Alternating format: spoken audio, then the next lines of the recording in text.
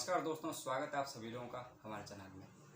दोस्तों, हम सभी लोग जानते हैं कि अगर हमारे बॉडी को स्ट्रेट रहना है और मजबूत होकर हमें खड़े रहना है, देन हमारा जो बॉडी का बैकबोन होता है वो उसे स्ट्रांग रहना चाहिए। उसी तरह एक कंट्री का जो बैकबोन होता है वो होता है उसका इकोनॉमी।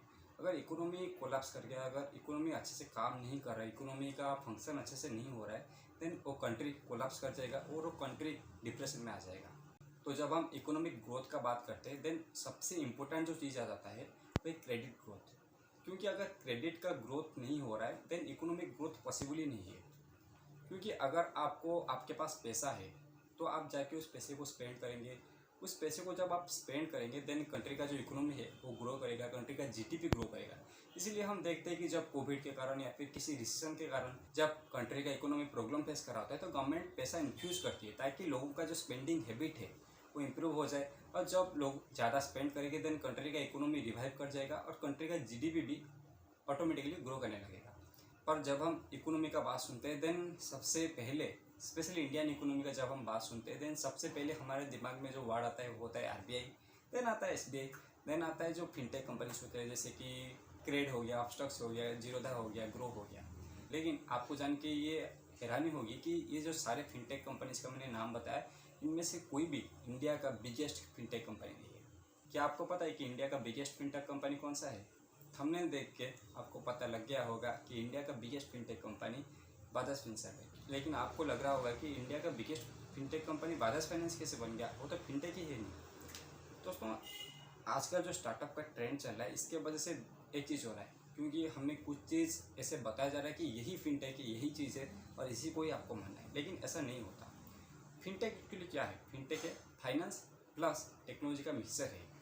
तो जब फाइनेंस से FIN आता है और टेक्नोलॉजी से टेक आता है, तो मिलके फिनटेक होता है। यानी कि अगर आप फाइनेंस को किसी तरीके से सिंप्लीफाई करते हैं, एक्सेसिबल बनाते हैं और लोगों के पास लेके जाते हैं, देन उसको हम फिनटेक कंपनी बोल सकते हैं। बैंक भी फिनटेक हो सकता है, आरबीआई भी फिनटेक हो सकता है और स्टार्टअप भी फिनटेक हो सकता है। ऐसे नहीं कि सिर्फ स्टार्टअप ही फिनटेक बने। तो जैसे कि मैंने बोला कि बजाज फाइनेंस इंडिया का बिगेस्ट फिनटेक कंपनी है, तो इससे पहले कि हम लोग डिस्कस करें कि बजाज फाइनेंस इंडिया का कैसे बिगेस्ट फिनटेक कंपनी है, हमें जानना पड़ेगा कि बजाज फाइनेंस शुरू कैसे हुआ था। तो बजाज फाइनेंस को जब संजीव बजाज जी ने टेक ओवर किया था, तो इनको इस फील्ड में कोई एक्सपर्टीज नहीं था, तो इन्होंने एक स्मार्ट प्ले खेला। और उस टाइम के जो सिटी बैंक के सीईओ थे, इंडिया के सिटी बैंक का ऑपरेशन का जो सीईओ थे और जो एशिया पैसिफिक रीजन का जो नानू पामनोनी जी, जिनका अभी 2020 में डेथ हो गया है, तो उनको उन्होंने हायर किया क्योंकि ये उनका एक मेंटर हुआ करते थे। और उन्होंने जब बजाज में काम किया था अपनी स्टार्टिंग ईयर में, देन इन्होंने इनको बहुत ज़्यादा मेंटरशिप दिया था और ये जानते थे कि इनका जो बैंकिंग का एक्सपर्टीज़ है वो हम लोग यूज़ कर सकते हैं। लेकिन इन्हें बहुत जल्दी रियलाइज हो गया कि इनका जो भी प्रोडक्ट अभी बनेगा ना, वो पूरा स्क्रैच से डेवलप होगा, इनके पास कोई एग्जिस्टिंग प्रोडक्ट नहीं है। और इन्होंने एक स्मार्ट मूव किया और राजीव जैन को हायर किया, क्योंकि इन्हें प्रोडक्ट्स स्क्रैच से बिल्डअप करने का और उसे मार्केट में लेके पूरा इम्प्लीमेंट करने का तरीका पता था। तो इन तीनों का जो ग्रुप था वो एक बहुत ही अच्छे तरीके से काम किया। लेकिन इन्होंने जो स्टार्टिंग का मूव किया वो सबसे इंटरेस्टिंग था। तो जब भी एक प्लेयर मार्केट में आती है तो चाहती है कि पूरे चीज़ों में, सारा चीज़ में वो एक्सपांड करे और बहुत अच्छी तरीके से बहुत ही जल्दी मार्केट को कैप्चर करे। लेकिन इनका स्ट्रैटेजी कुछ अलग था, क्योंकि ये जानते थे कि एक दिन के लिए, फिर 2 दिन के लिए मार्केट पे नहीं है, ये सालों साल बिजनेस करने वाले हैं। तो इन्होंने क्या किया कि एग्रेसिव मूव ना करके बहुत ही अच्छी तरीके से, बहुत ही धीरे धीरे मार्केट को कैप्चर करने का सोचा इन्होंने। तो हम जानते हैं कि इंडिया में किसी 2 प्रोफेशन को सबसे ज़्यादा प्रेफर किया जाता है, तो होता है इंजीनियरिंग और डॉक्टर। लेकिन इंजीनियरिंग में प्रॉब्लम यह होता है कि इंजीनियरिंग मतलब सारे लोगों को जॉब नहीं मिलता, सारे कॉलेजेस उस लेवल के नहीं होते और यहाँ पे अनएम्प्लॉयबिलिटी का भी इशू रहता है। लेकिन डॉक्टर में ये प्रॉब्लम नहीं होता है, क्योंकि उनका फीस ज़्यादा होता है, साथ ही साथ उनका सैलरी और जॉब प्लेसमेंट का गारंटी भी बहुत ही अच्छी तरीके से होता है। तो इन्होंने बोला कि पहले सिर्फ हम डॉक्टर लोगों को ही लोन देंगे। और इन्होंने इसीलिए क्या किया कि सिर्फ सभी डॉक्टर को लोन देने के बारे में नहीं सोचा है, इन्होंने उनको भी कैटेगराइज कर दिया कि ये एम्स से पास आउट है या फिर किसी टायर 3 कॉलेज से पास आउट है, या फिर इसका क्लिनिक यहाँ पे है, उसका क्लिनिक वहाँ पे है, इसके क्लिनिक में कितने लोग आते हैं, उसके क्लिनिक में कितने लोग आते हैं। तो इस तरीके से इन्होंने सारी चीज़ों को डिवाइड कर दिया, मतलब ग्रुप कर दिया, और उसके हिसाब से इन्होंने लोन देना स्टार्ट कर दिया। तो इन्होंने इसी तरीके से लोगों को अपने साथ जुड़ना स्टार्ट कर दिया।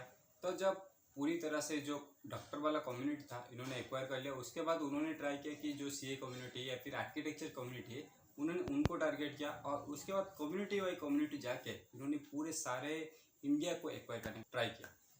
लेकिन अभी एक कम्युनिटी को आपने टारगेट कर लिया, अभी आपने डिसाइड कर लिया कि किसको लोन देना है।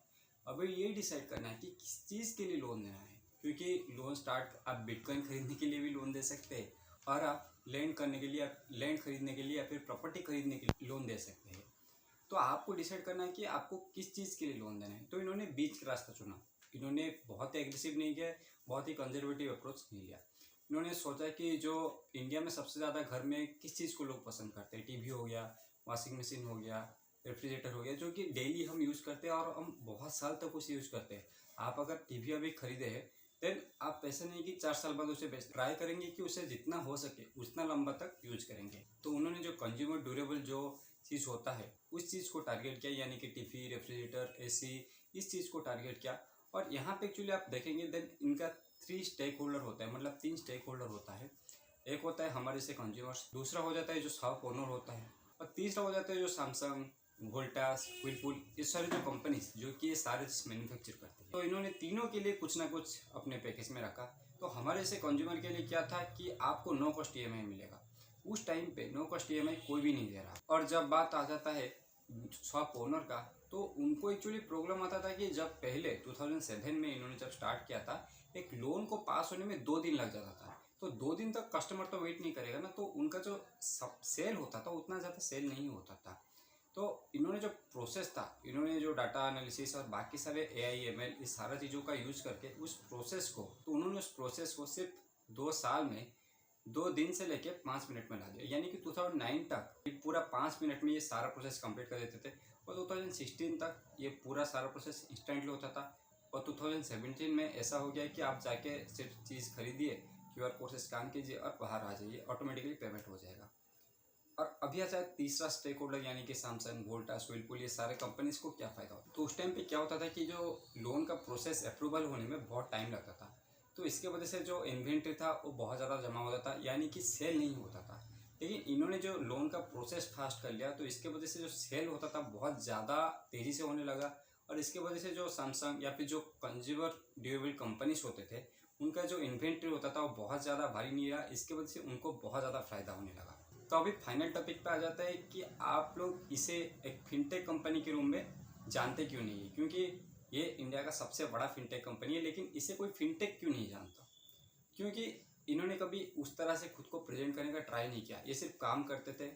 ये इतना ज़्यादा जितना हमारे जो स्टार्टअप्स अभी एडवर्टाइजमेंट करते हैं, ये इस पर फोकस नहीं करते। इनका जो कस्टमर एक्विजिशन का तरीका है वो पूरी तरीके से अलग है।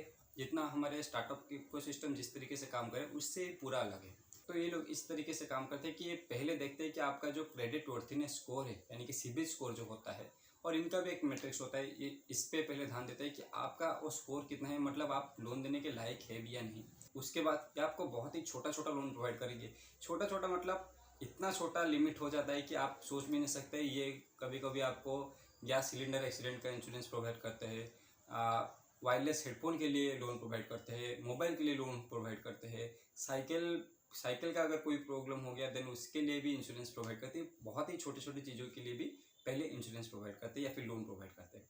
उसके बाद आपको ये स्टडी करते हैं कि आप कितने दिन में लोन रीपेमेंट कर रहे हैं, कितना दिन आपको लग रहा है, कितने जल्दी कर रहे हैं, ये सारी चीज़ों को ये स्टडी करते हैं। देन आपका एक एनालिसिस डेवलप हो जाता है, आपका एक पिक्चर बन जाता है कि ये आदमी ऐसा है कि इतने दिनों में इतना लोन पे कर सकता है, इसका एबिलिटी उतना है।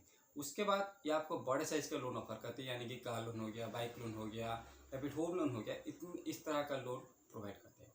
जब आप उस तरह का कोई लोन लेता है देन आपका जो प्रोफाइल है उस तरह से डिज़ाइन होता है। आपका प्रोफाइल बहुत ही अच्छी तरीके से निखार के आता है, आपका पर्सनैलिटी निखार के आता है। और उस डाटा एनालिसिस का यूज़ करके, आपका बिहेवियर को स्टडी करके ये दूसरे लोगों को भी लोन दे पाते हैं और आपका प्रोफाइल भी अच्छी तरीके से डिजाइन कर पाते हैं। तो आई होप आप सभी लोगों को भी पता चल गया होगा कि बजाज फाइनेंस कैसे इंडिया का सबसे बड़ा फिनटेक प्लेयर है। अगर आपको इस वीडियो से कोई इन्फॉर्मेशन मिला है और कुछ नया वैल्यू ऐड हुआ है आपके लाइफ में, देन हमारे वीडियो को लाइक कीजिए और कमेंट में हम बताएं कि और किस तरह के टॉपिक पर आप वीडियो देखना चाहते हैं और हम अपने वीडियो में क्या क्या इम्प्रूवमेंट ला सकते हैं। और प्लीज़ हमारे चैनल को सब्सक्राइब कीजिए ताकि जब हम वीडियो अपलोड करें देन आपको उसका नोटिफिकेशन मिल जाए। तो इसी के साथ आज का एपिसोड खत्म करते हैं।